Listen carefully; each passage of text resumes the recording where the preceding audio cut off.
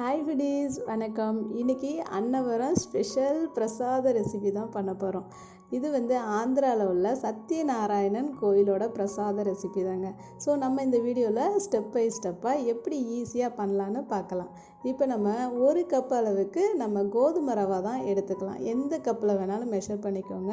Low ஃப்ளேமில் ஒரு 10 நிமிஷத்துக்கு இந்த ரவையை நல்லா வறுத்து எடுத்துக்கணும். அப்போ தான் நல்ல வாசமாக இருக்கும். இதை அப்படியே ஒரு பிளேட்டில் மாற்றிட்டு நம்ம எந்த கப்பில் கோதுமை ரவா எடுத்திருந்தோமோ அந்த கப்பில் நம்ம தண்ணி அளந்து சேர்த்துக்கணும். இப்போ நம்ம 1 கப்பு எடுத்திருந்தோம், அதனால் 3 கப்பு அளவுக்கு தண்ணி சேர்த்துக்கணுங்க. ஸோ இந்த தண்ணி கரெக்டாக இருக்கும். இப்போ நம்ம ஒரு 2 ஏலக்காயை தண்ணியில் சேர்த்துட்டு இப்போ நம்ம 1 சிட்டிகை அளவுக்கு உப்பு சேர்த்துக்கலாம். இது எல்லாம் நல்லா கொதிஞ்சதுக்கப்புறம் நம்ம இந்த வறுத்து வச்சுருந்த இந்த கோதுமை ரவையை தண்ணியில் சேர்த்துக்கலாம். ஒரு தடவை கலந்து விட்டுட்டு இப்போ நம்ம மூடி போட்டு ஒரு 5 நிமிஷத்துக்கு இதை நல்லா வேக வைக்கணும். 5 நிமிஷம் கழித்து பார்த்தா இந்த அளவுக்கு தண்ணியெல்லாம் வற்றி இருக்கும். ஸோ ஒரு தடவை கலந்து எடுத்துக்கலாம். நம்ம எந்த கப்பில் ரவா எடுத்தோமோ அதே கப்பில் இப்போ நம்ம சுகர் சேர்த்துக்கலாங்க.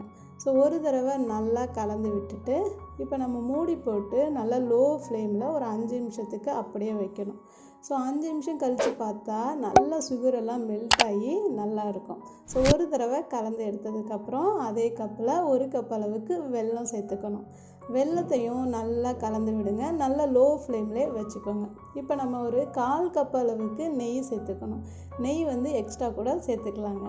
ஸோ இப்போ நெய்யை சேர்த்ததுக்கப்புறம் மூடி போட்டு லோ ஃப்ளேமில் 5 நிமிஷம் அப்படியே விடணும். 5 நிமிஷம் கழித்து பார்த்தா வெல்லம் நெய்யெல்லாம் கமன்னு அவ்வளோ வாசமாக இருக்குங்க. ஸோ 2 ஏலக்காயை கல்லில் தட்டி சேர்த்ததுக்கப்புறம் கொஞ்சமாக முந்திரி திராட்சையெல்லாம் நெய்யில் வறுத்து கூட தேவைக்கேற்ப சேர்த்துக்கலாங்க. இது எல்லாத்தையும் நம்ம ஒரு தடவை நல்லா கலந்து விட்டுட்டு ஸ்டவ்வை ஆஃப் பண்ணிக்கலாம். ஸோ நம்மளுடைய ஸ்பெஷல் அன்னவரம் பிரசாதம் வீட்டில் ரெடி பண்ணியாச்சு. ஸோ இந்த அளவில் ரெடி பண்ணி பாருங்கள். ஸோ எப்படி இருந்துச்சுன்னு கமெண்ட் பண்ணுங்கள். ரெசிபி உங்களுக்கு பிடிச்சிருந்துச்சுன்னா கண்டிப்பாக ஃபுட்மா சமையலுக்கு சப்ஸ்கிரைப் பண்ணுங்கள். தேங்க்யூ.